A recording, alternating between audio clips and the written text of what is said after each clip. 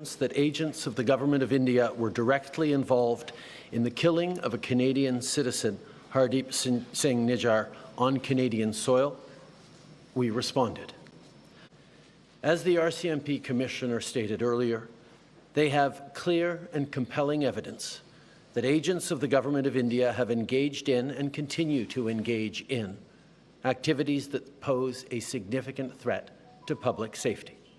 This includes clandestine information gathering techniques, coercive behaviour targeting South Asian Canadians, and involvement in over a dozen threatening and violent acts, including murder.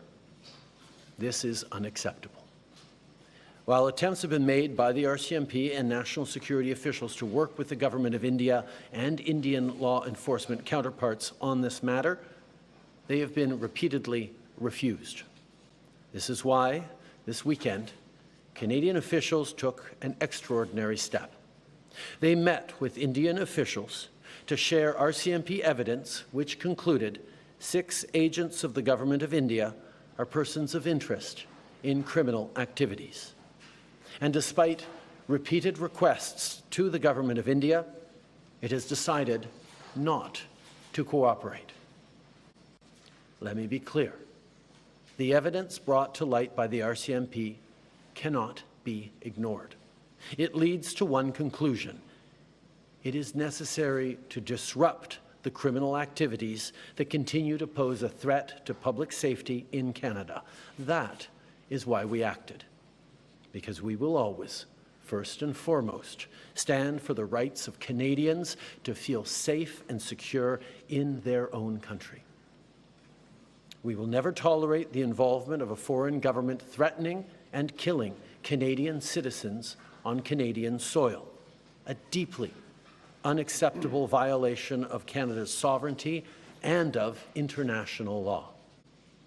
I know the events of the past year and today's revelations have shaken many Canadians, particularly those in the Indo-Canadian and Sikh community. Many of you are angry, upset, frightened. I get that. This shouldn't happen. Canada and India have a long and storied history rooted in people-to-people ties, business, and trade. But we cannot abide by what we're seeing right now. Canada fully respects the sovereignty and territorial integrity of India, and we expect the Indian government to do the same for Canada. As Prime Minister, it is my responsibility to provide reassurance to those who are feeling their safety has been compromised, but most importantly, it is my responsibility to take action and to never hesitate in doing what is necessary to protect Canadians. That is precisely what we are doing today. I'll now turn it over to Minister LeBlanc to provide additional details on these developments. Dominic. Thank you very much, Prime Minister. Bonjour à tous. Les graves conclusions présentées aujourd'hui par le commissaire de la GRC sont le résultat de plusieurs mois d'enquête et de travail acharné, évidemment de la part de la GRC, c'est sûr, mais en collaboration avec des corps de police partout au pays, dans des grandes villes comme Toronto, Surrey, Edmonton, partout au Canada et des corps de police provinciaux aussi. J'aimerais remercier tous ceux et celles qui ont joué un rôle dans cette enquête tellement complexe. For many Canadians, particularly Indo-Canadians and members of the Sikh community, this news will be understandably very upsetting. The actions that are alleged to have taken place on Canadian soil are indeed a grave violation of our sovereignty and of Canada's rule of law. But I also hope that Canadians find relief in knowing that our law enforcement and national security agencies are working to keep them safe and to hold to account those who seek to harm Canadians. I strongly encourage all Canadians and in particular leaders in the South Asian and particularly the Sikh communities, to continue to work with law enforcement officials. For generations, people from every corner of the globe have come to Canada seeking a better life, precisely because they felt that the Canadian government would duly fulfill one of our most fundamental duties, to keep them safe. And our law enforcement agencies work every day to uphold that promise. And I once again want to thank the RCMP and their law enforcement partners for their important work in this matter.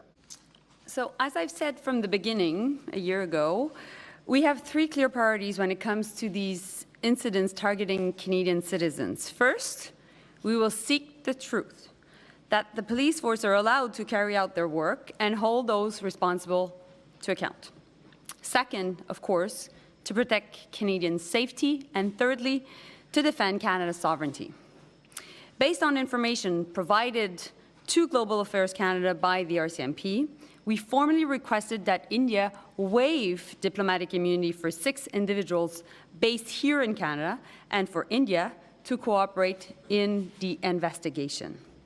This was done so that these individuals could be questioned in relation to the ongoing RCMP investigation into a number of violent incidents targeting members of the South Asian community, particularly the Sikh community, in many cities across the country. And you heard the Minister of Public Safety, my dear colleague and friend Dom LeBlanc, mentioning different cities across the country.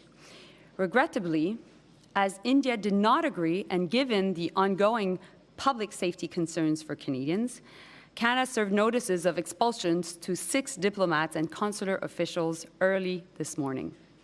Subsequent to those notices, India announced it would withdraw its officials. To be clear, we're not seeking diplomatic confrontation with India, but we will not sit quietly as agents of any country are linked to efforts to threaten, harass, or even kill Canadians, period. Canada is guided by the rule of law. We follow the Vienna Convention at all times, and we expect, of course, India to do the same as well. We will always continue to ask for India's cooperation to the investigation.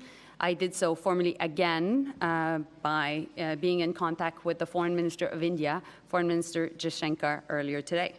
And I've been also in contact with all my counterparts from the Five Eyes, so Foreign Minister Lamy from the UK, Secretary of State Blinken from the US, Penny Wong, also the Minister of Foreign Affairs from Australia, and Winston Peters, who's the Minister of Foreign Affairs of New Zealand. Bonjour, Monsieur Trudeau. En marge du sommet au Laos, la semaine dernière, vous avez rencontré le Premier ministre Modi. On comprend que sur le coup, vous n'étiez pas autorisé à aller dans le détail. Est-ce que vous pouvez aller dans le détail de ce que vous lui avez dit, puis de sa réaction à lui? Quand j'ai parlé au Premier ministre Modi au Laos il y a quelques jours, j'ai souligné à quel point la rencontre au Singapour de nos conseillers en sécurité nationale était importante et devait être prise au sérieux. Il a exprimé qu'il était au courant de cette rencontre, qu'ils allaient nous entendre à ce moment-là. When I spoke with Prime Minister Modi at the end of last week, I highlighted how incredibly important the meeting between our national security advisors in Singapore this weekend was going to be. He told me that he was aware of that meeting. I impressed upon him that it needed to be taken very, very seriously. Ce matin, la GRC en conférence de presse parlait d'extorsion, d'homicide. Vous l'avez mentionné, vous aussi. C'est des choses, des accusations qui évoquent davantage un régime autocrate, donc des dictatures. Qu'est-ce que ça dit sur l'Inde, le fait qu'il soit soupçonné de tout ça? Je crois que l'Inde a fait une erreur monumentale en choisissant d'utiliser leurs diplomates et le crime organisé pour attaquer les Canadiens, pour venir faire sentir les Canadiens pas en sécurité ici chez eux et encore plus pour créer des actes de violence et même des homicides. C'est inacceptable. Et notre but aujourd'hui, le but de la GRC, ça a été de venir empêcher ce processus par lequel les diplomates prenaient des informations sur les Canadiens, qu'ils passaient ensuite à du crime organisé pour s'attaquer aux Canadiens. Il fallait qu'on vienne déranger et perturber et empêcher ces actions de se passer. Et c'est pour ça que la GRC a choisi de prendre action aujourd'hui. In English, please. I think it is obvious that the government of India made a fundamental error in thinking that they could engage in supporting criminal activity against Canadians here on Canadian soil, whether it be murders or extortion or other violent acts. It is absolutely unacceptable for any country, any democracy that upholds the rule of law. That is why we have taken such significant measures, why the RCMP chose to come out today and disrupt the pattern of Indian diplomats collecting through questionable and illegal means information on Canadian citizens that were then fed to criminal organizations that would then take violent actions from extortion to murder against Canadians. No country, particularly not a democracy that upholds the rule of law, can accept this fundamental violation of its sovereignty. Canada fully accepts and respects the territorial integrity of India. We expect India to do the same. In this case, they did not. Next question. Tonda McJones, Toronto Star. Sir, given the magnitude of the diplomatic disruption that's happened now, I wonder if you can give us some clarity, because while I think I'm trying to read into what you're saying, that these 6 diplomats were sharing information with others. Are those others, the criminal organizations, the so-called agents of India, or are you saying the actual diplomats and consular officials were actively involved in events? And one other clarity, if you could provide in terms of the time frame you're talking about. Is it over the last 4 weeks? Is it since the last 2 years? Just some clarity on those 2 things. As the RCMP Commissioner pointed out this morning, these are ongoing investigations that are already before the courts in some situations and will end up in trials in the coming months in other situations. So what the RCMP can share and the details of this are extremely limited. As those trials unfold, much more will be known. The decision to inform Canadians right now by the RCMP is aimed at keeping Canadians safe, at disrupting this pattern of behavior that these Indian diplomats have been involved in, and ensuring that Canadians can feel safer, knowing that the RCMP is extremely active in these investigations and in following up on these criminal activities. So again, around the diplomatic sort of explosion now we've seen in your relationships, your government's reached out to the Five Eyes allies. What pledge of support have you gotten from each of those? Are they backing you up in these claims? And what repercussions do you expect? Well, first of all, let's highlight that none of us want to be in this situation.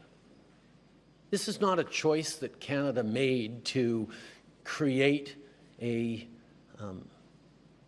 chill in Canada-India relations. India is an important democracy, is a country with which we have deep historical people-to-people business ties, at a time where the instability around geopolitics mean democracies have to stick together. That is why when we started to understand through intelligence agencies that India was possibly, if not probably, behind Nijar's killing, the killing of a Canadian on Canadian soil last summer, our first choice, our first actions were to reach out, yes, to our Five Eyes partners, but also to the government of India, to say, we know this has happened. Work with us to fix this. We don't want to be having this fight, but obviously the killing of a Canadian on Canadian soil is not something that we can ignore as a country. So every step of the way, we have apprised India of what we know. I've spoken directly with Prime Minister Modi. We have engaged with intelligence counterparts. And unfortunately, every step of the way, both after I made the statement in the House of Commons last September and till now, the response of the Indian government has been to deny, to obfuscate, to attack me personally and the integrity of the Government of Canada and its officials and its police agencies. And we have simply said, we're going to allow intelligence collection from agencies to police investigations that result in arrests, trials, and consequences within a rigorous and robust and independent judicial system. That has been our approach every step of the way. And indeed, over this past week, when the RCMP reached out to its law enforcement counterparts in India, there was a path where we could have worked together to ensure accountability and changes and steps that would have resulted in keeping Canadians safe, because that is our top priority. India, the Indian government, rejected those advances, rejected our attempts to find some way through this. And that brought us to this point of having to disrupt the chain of operations that go from Indian diplomats here in Canada to criminal organizations to direct violent impacts on Canadians right across this country. Next question.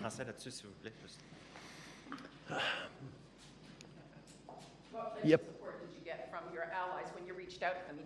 La situation dans laquelle on se retrouve est extrêmement indésirable. Non seulement on ne voudrait pas que des Canadiens soient en train d'être soumis à la violence dans leur communauté, chez eux, mais aussi on ne veut pas avoir ces tensions dans les relations avec l'Inde. C'est pour ça que l'année passée, comme dans la dernière semaine, nous avons approché le gouvernement de l'Inde par nos agences de sécurité, par nos diplomates, par nos agences policières, pour chercher une façon de résoudre ce différend profond, pour protéger les Canadiens, pour créer une situation de redevabilité, de conséquences, mais pas pour venir détruire les bonnes relations ou les relations entre l'Inde et le Canada.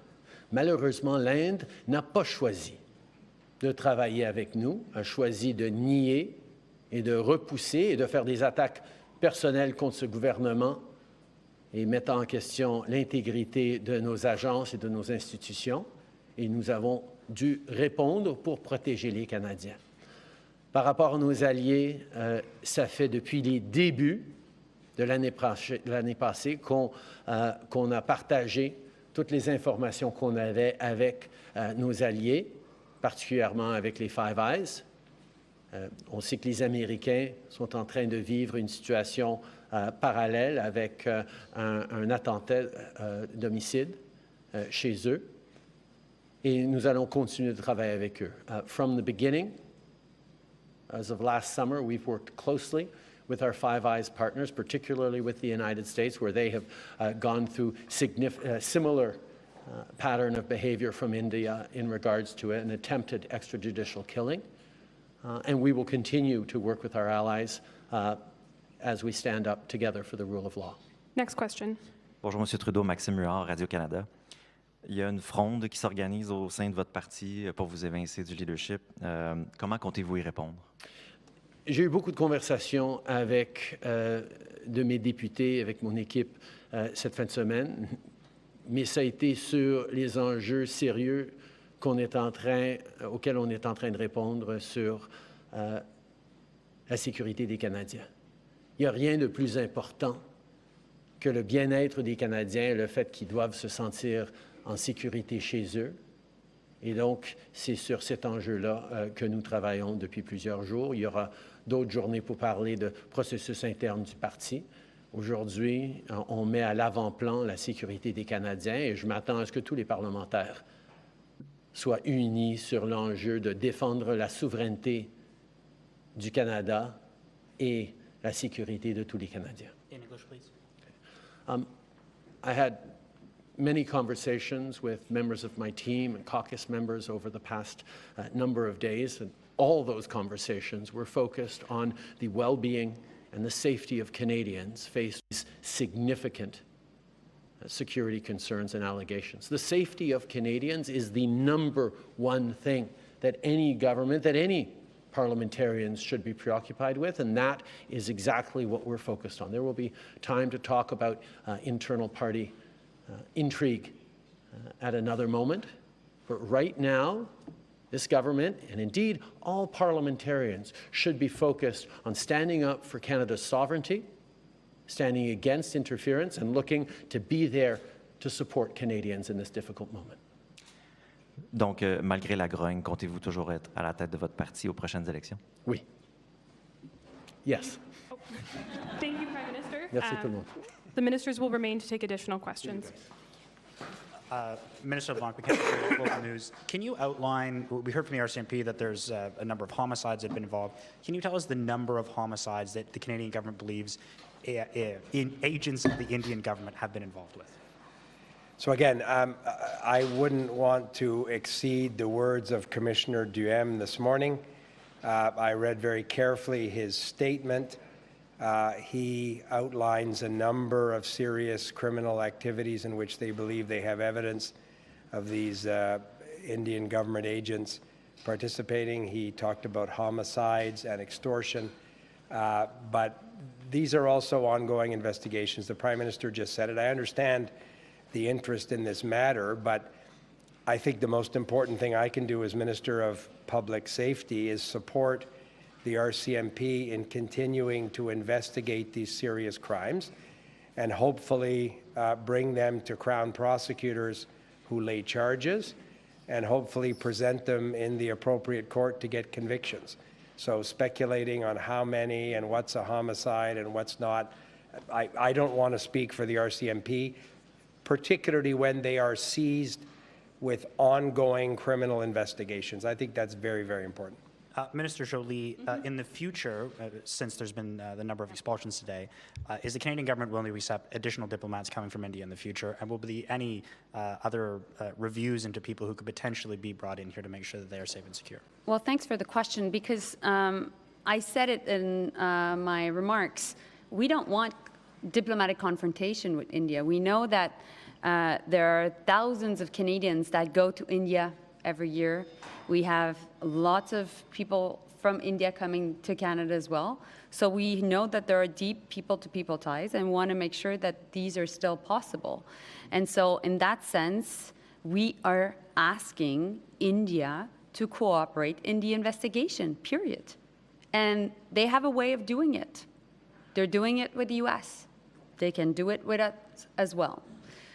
On Tanda's question a bit earlier with the Five Eyes, I think what is really important to understand is that there's a difference between the U.S. investigation and ours in the sense that, first and foremost, a Canadian died here in Canada. So there's an investigation happening about a murder case. That's the first difference. The second difference is it is sitting diplomats that were involved in violent incidents. And so that's really important to remember, and that's why we took the steps we took. And thirdly, the violence actually increased following the allegations a year ago. And so that's why it was important for the RCMP to take the steps that they took. Now, the similarity between the US and the Canadian case is also the fact that in both cases, it is difficult to get the cooperation from the government of India, notwithstanding the processes that are in place with the Americans. Next question. Good afternoon, Ministers. Marika Walsh with the Globe and Mail. Ms. Jolie, last week at the Foreign Interference Inquiry, you were asked specifically about the killing of Repudaman Singh Malik. The inquiry asked you if Mr. Malik if his murder was linked to India. His murder was 2 years ago in 2022. You didn't answer that question. I'm wondering if you can now clarify whether, given that the government's talking about multiple homicides, this homicide is also connected to Indian agent involvement. So, Marike, I couldn't answer because I'm not the Minister of Public Safety, nor, the head of the commission. That's not cool. Because I won't answer it either. No, but the reality is that's a question you should be asking the RCMP. But what I said, though, in front of the inquiry, the public inquiry on foreign interference, is that there were clear preoccupations regarding the fact that there was agents of the Indian government that were involved in violence here against Canadians. And that's why I stand by my word. Okay, and Mr. LeBlanc, do you want to add more to that answer? I mean, No, full points for trying, Marika. This question, right? You're saying homicides, but there's no other details. So I'm adamant that we should stick to the four corners of the RCMP statement that they made today. That statement would have obviously been worked on with prosecutors and others who are seized with actual cases before the courts and may be preparing other charges. So I just think it's so important to let the RCMP do the terrific work they do and hopefully lead to further charges and other convictions. I think speculating on who may or may not be in what category in that statement, if the RCMP didn't give that information, it's for a very specific reason. So I don't think it's helpful if I would add to it today. Okay. I told you he could answer. I didn't answer it either, but... Hopefully you can answer this question. Mr. Jolie, the NDP are calling for more severe action. You've expelled diplomats, but they're saying sanctions are warranted given the severity of the allegations leveled today. Is the federal government considering sanctions against India? And if it's not sanctions, what other steps are you considering taking? So today was a really important step. When you look at what is available in our toolbox, expulsing diplomats is one of the highest level, the highest and the toughest measure that a country can take under the Vienna Convention. For the rest, we'll continue to push India to make sure that they cooperate. We'll continue to engage with our Five Eyes partners. We'll continue to engage with also all our G7 partners, and everything is on the table. Next question. Hi, Ministers. Tom Perry with CBC. Minister LeBlanc, can I ask you, have you managed to, has this operation disrupted this plot, or whatever you want to call it, or should Sikh Canadians still be worried? Are they still in danger, some of them? So, Tom, I'm happy to answer the question, but Melanie got a chance to answer Tonda's earlier question, so I'll do it too and then come to your question, Tonda. Tonda, I spoke this morning, or this afternoon rather, with the United States Attorney General, Merrick Garland, discussed with him what the RCMP were doing in Ottawa today. He and I discussed the importance of the FBI and the RCMP continuing to share information as these various criminal cases continue. There's a great deal of information shared between Five Eyes partners. As Melanie and the Prime Minister said, the U.S., because of the shared border, is a critical piece of that effort. And I also was in contact with the Homeland Security Secretary, Alejandro Mayorkas. So the work with Five Eyes and the British Home Secretary, Yvette Cooper, but the work with Five Eyes countries really is to ensure that the police are sharing information so that Canadian police can investigate crimes in Canada, but sometimes foreign police have interesting and helpful evidence in that work. So in that sense, there's a very, very active ongoing cooperation and has been from the beginning. Tom, you asked a very, I think, important question. The RCMP took the extraordinary step of calling a news conference on Thanksgiving Monday to publicly disclose evidence that they've collected over a number of months in a series of criminal investigations spanning many, many different parts of the country. That's unusual. Usually we learn about these things when a prosecutor goes to court and lays a charge, an RCMP officer swears an information, which then becomes public and becomes the basis of a criminal charge. So the extraordinary step that they took today in their independent judgment was because they believe it was important for the safety of Canadians to disrupt and dismantle what was increasingly an active and organized criminal network across the country. So my colleague's decision, the Foreign Affairs Minister's decision to expulse 6 particular individuals working for the Indian government, I think sends an important step in terms of disrupting that ongoing criminal activity. And I would think that the RCMP will continue to do the work they're doing in ongoing criminal investigations. And I hope and think that we'll see more charges and more arrests. But this was their decision to, in the interest of public safety, try and disrupt and dismantle an organized criminal enterprise that was representing, in their view, a threat to the public safety of Canadians. And Minister Joly, could I ask you, why do you think India felt this sense of impunity? Why do you think the Indian government thought it could get away with this? Tom, that's a question you need to ask them.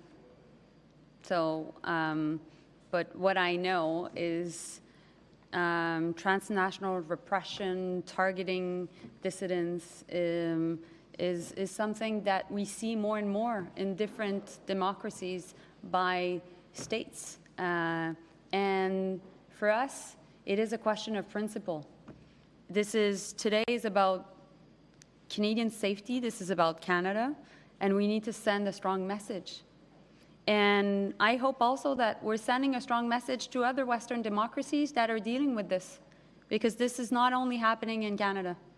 And so that's why I think it is important that Canadians are aware. It is important that India gets the message. Last question. Minister LeBlanc, I hear what you're saying about not wanting to speak out of turn with ongoing investigations happening, but neither the government nor the RCMP are saying how many Canadians are dead as a result of the actions of the Indian government and its agents.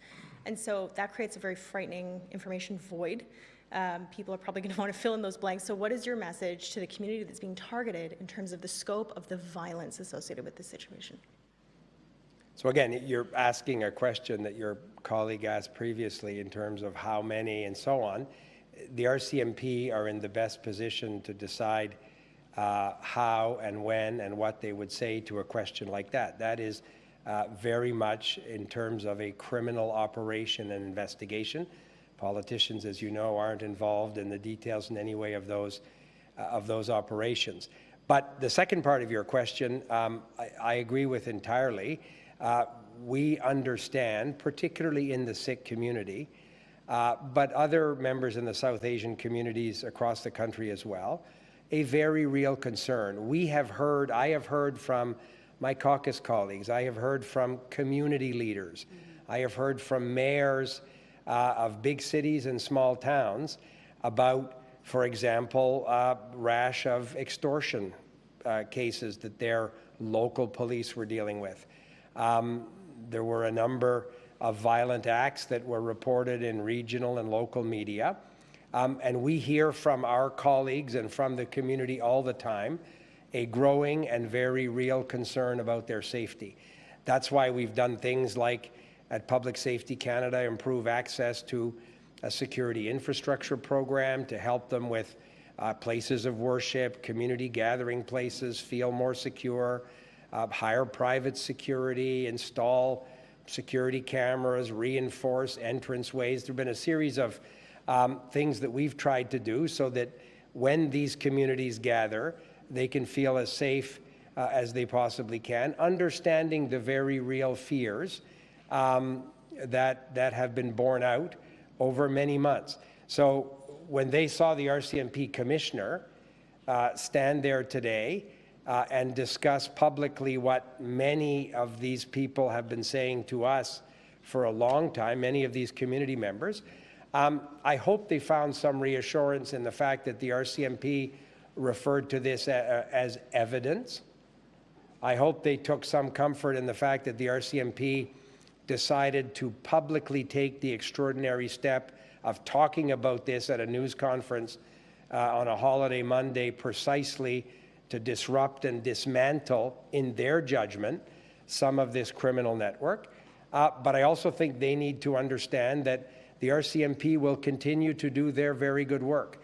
I saw a list of over a dozen municipal and provincial police forces with whom they're collaborating on ongoing criminal investigations. So this is by no means a conclusion to the story. This is an important public step that the RCMP took, but they'll continue to do the great work they did, for example, in the murder of a Canadian citizen, Mr. Najjar. They'll continue to do that work as they investigate other criminal allegations.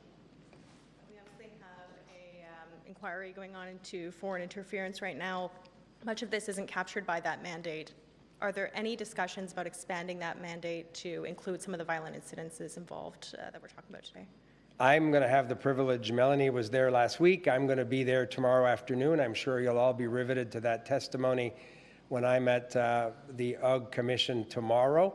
The UG Commission's mandate looks at foreign interference into democratic institutions and democratic processes. If you look at what Commissioner Duhem and the RCMP talked about, their evidence having uncovered, one of it was the Indian government's attempt to interfere in democratic institutions or processes in Canada. But it's an independent commission. We don't need to expand their mandate if the commission decides to look at this particular circumstance of foreign interference. But again, without speaking for the commission, having been there a number of times myself, they're very much seized with India as a country that has been an actor in the space of foreign interference. So I have every confidence that their report will look at these issues in a very fulsome way, and I certainly look forward to their recommendations at the end of this year. Thank you very much. That concludes today's press conference. Thank you.